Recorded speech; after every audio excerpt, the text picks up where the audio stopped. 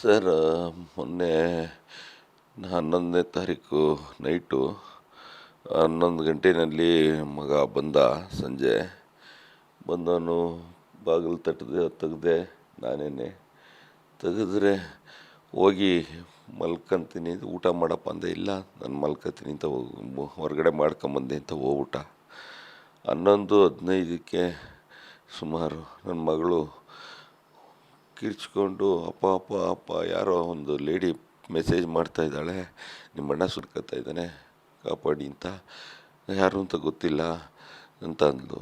ನಾನು ಓಡೋಗಿ ಹಿಂದೆಲೇ ಹೋಗಿ ಅವನ ರೂಮನ್ನ ಓಪನ್ ಮಾಡಲಿಲ್ಲ. ಲಾಕ್ ಮಾಡಿದ್ರೆ ಅವನು ಎಷ್ಟು ತಟ್ಟಿದ್ರೂ ಮಾತಾಡಲಿಲ್ಲ. ಆಮೇಲೆ ನಾವಿಬ್ಬರೂ ಸೇರಿ ಡೋರ್ನ ಹೊಡೆದ್ರೆ ಒಳಗಡೆ ಹ್ಯಾಂಗ್ ಮಾಡ್ಕೊಂಬಿಟ್ಟಿದ್ದ. ಇನ್ನು ಜೀವ ಇತ್ತು. ಅದನ್ನು ನಾವು ಹೇಗಾದರೂ ಮಾಡಿ ಉಳಿಸ್ಕೋಬೇಕು ಅಂತ ತೆಗೆದು ಅಕ್ಕಪಕ್ಕದವ್ರ ಸಹಾಯದಿಂದ ಅರ್ಜೆಂಟಾಗಿ ಎಮರ್ಜೆನ್ಸಿ ಕರ್ಕೊಂಡು ಹಾಸ್ಪಿಟ್ಲಿಗೆ ಬಂದ್ವಿ, ಗೌರ್ಮೆಂಟ್ ಹಾಸ್ಪಿಟ್ಲಿಗೆ ನೆಲಮಂಗಲ. ಅಲ್ಲಿ ಬಂದರೆ ಜೀವ ಹೋಗ್ಬಿಟ್ಟಿದೆ ಅಂತ ಹೇಳಿದ್ರು. ಅದು ಹೆಂಗೆ ಅಂದರೆ, ಆ ಹುಡುಗಿಗೆ ಮೆಸೇಜ್ ಮಾಡಿದ್ರಿಂದ ನಮಗೆ ಗೊತ್ತಾಯಿತು. ಅವಳಿಗೆ ವಿಡಿಯೋ ಕಾಲ್ ಮಾಡಿದ್ದ ನನಗೆ ಅಂತ ಹೇಳ್ಬಿಟ್ಟು ಮೆಸೇಜ್ ಮಾಡಿದ್ದಾಳೆ. ಅವಳೇ ಇದಕ್ಕೆಲ್ಲ ಕಾರಣ. ಅದು ಲಾಸ್ಟ್ 1 ಇಯರ್ ಬ್ಯಾಕು ಅವಳು ಇದೇ ಥರ ಅವನ ಮೇಲೆ ಸುಳ್ಳು ಕಂಪ್ಲೇಂಟ್ ಎಲ್ಲ ಕೊಟ್ಟಿದ್ಲು.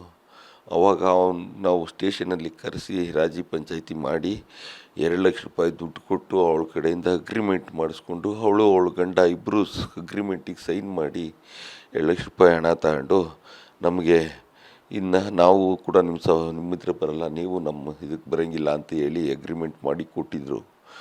ಇನ್ನು ಅವ್ರಿಗೂ ನಮಗೂ ಇನ್ನೇನು ಸಂಬಂಧ ಇಲ್ಲ ಅಂತ ನಮ್ಮ ಪಾಡಿಗೆ ನಾವು ಇದ್ವಿ. ಆದರೆ ಆ ಹುಡುಗನಿಗೆ ದಿನಾ ಕಾಲ್ ಮಾಡೋದು, ವಿಡಿಯೋ ಕಾಲ್ ಮಾಡೋದು, ಟಾರ್ಚರ್ ಕೊಡೋದು, ಈ ಥರ ಮಾಡಿ ನೆಲಮಂಗಲದಲ್ಲಿ ನಮ್ಮದು ಒಂದು ಮನೆ ಇದೆ, ಈಗ ಕಟ್ಸಿದ್ದೀವಿ ಫೈನಾನ್ಸ್ ತಗೊಂಡು.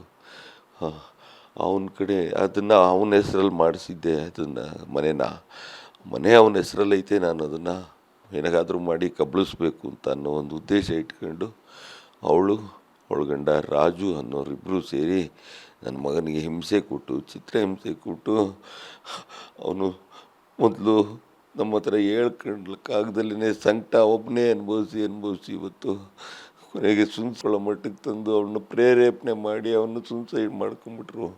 ದಯವಿಟ್ಟು ನಮ್ಗೆ ಇದರಲ್ಲಿ ನ್ಯಾಯ ದೊರಕಿಸ್ಕೊಡ್ಬೇಕು. ನಾವಿಬ್ಬರು ವಯಸ್ಸಾದವರು ಡಿಪೆಂಡ್ ಆಗಿದ್ದು ಅವನ ಮೇಲೆ. 28 ವರ್ಷದ ಮಗನ ಕಳ್ಕೊಂಡು ಇವತ್ತು ನಾವು ನಿರ್ಗತಿಕರಾಗ್ಬಿಟ್ಟಿದ್ದೀವಿ. ನಾವು ಒಂದು ಲೇಬರ್ ಕಾಂಟ್ರಾಕ್ಟ್ ಮಾಡ್ಕೊಂಡಿದ್ದೀವಿ. ಅವನು ಫಸ್ಟು ಜಿಮ್ ಟ್ರೈನರ್ ಆಗಿದ್ದ. ಆಮೇಲೆ ಬೇಡಪ್ಪ, ನನ್ನ ಜೊತೆನೇ ನೀನು ಕೆಲಸ ಮಾಡು ಅಂತ ಹೇಳ್ಬಿಟ್ಟು ನಮ್ಮ ಕೆಲಸನೇ ಮಾಡಿಸ್ತಾಯಿದ್ದು. ಅದಾದಮೇಲೆ ಆದ್ರೂ ಜಿಮ್ಗೆ ಹೋಗೋನು, ಜಿಮ್ ಬೆಳಿಗ್ಗೆ ಸಾಯಂಕಾಲ ಹೋಗ್ಬಿಟ್ಟು ಬರೋನು. ಈ ಮಧ್ಯೆ ಈ ರೀತಿ ಎಲ್ಲ ನಡೆದು ಇವರಿಬ್ಬರು ಜಿಮ್ಮಲ್ಲೇ ಪರಿಚಯ ಆಗಿದ್ದಂತೆ. ಎಷ್ಟು ವರ್ಷದಿಂದ ಪರಿಚಯ ಆಗಿದ್ರು ಗೊತ್ತಿಲ್ಲ. ಬಟ್ ಇದು ವಿಷಯ ನಮಗೆ ಗೊತ್ತಾಗಿದ್ದು 1 ವರ್ಷದ ಹಿಂದೆ. ಅವಳು ಸುಳ್ಳು ಕಂಪ್ಲೇಂಟ್ ಲಾಡ್ಜ್ ಮಾಡಿದಾಗ ನೆಲಮಂಗಲ ಸ್ಟೇಷನಲ್ಲಿ ನಮಗೆ ವಿಷಯ ಗೊತ್ತಾಯಿತು. ಅದಾದಮೇಲೆ ಈ ಥರ ಸ್ಟೇಷನಲ್ಲಿ ರಾಜಿ ಪಂಚಾಯಿತಿ ಎಲ್ಲ ಮಾಡಿ ಅದು ದುಡ್ಡು ಕೊಟ್ಟಾದ್ಮೇಲೂ ತಿರ್ಗಾ ಅವನ ಮೇಲೆ FIR ಮಾಡಿಸಿದ್ಲು. ಆ FIRನ ಕೂಡ ನಾವು ಹೋಗಿ ಇದು ಬೇಲ್ ತೊಗೊಂಬಂದು ನ್ಯಾಯಾಲಯದಿಂದ ಅದಾದಮೇಲೆ ರಿಪೋರ್ಟ್ ಸಲ್ಲಿಕೆ ಮಾಡಿ ಅದು ಸುಳ್ಳು ಕೇಸು ಅಂತ ಹೇಳ್ಬಿಟ್ಟು ಕೋರ್ಟಿಂದನೇ ಸಾಬೀತಾಯಿತು. ಅವ್ರ ಹತ್ರ ನಮ್ಮ ದುಡ್ಡಲ್ಲ ಸ್ವಾಮಿ, ನಮ್ಮ ಹುಡುಗನ ಹತ್ರ ದುಡ್ಡು ತಿಂದಿದ್ದಾಳೆ. ಬ್ಲ್ಯಾಕ್ ಮೇಲ್ ಮಾಡಿದ್ದಾರೆ. ಬಟ್ ದುಡ್ಡು ಇವನಿಗೆ ಕೊಡೋಕ್ಕೆ ಇವನ ಹತ್ರ ದುಡ್ಡು ಇರಲಿಲ್ಲ. ಇವನು ನಮ್ಮ ಹತ್ರನೇ ಕೆಲಸ ಮಾಡ್ಕೊಂಡು ನಮ್ಮ ಜೊತೆ ಇದ್ದಿದ್ದರಿಂದ ಇವನ ಹತ್ರ ದುಡ್ಡು ಇರಲಿಲ್ಲ, ಕೊಟ್ಟಿಲ್ಲ.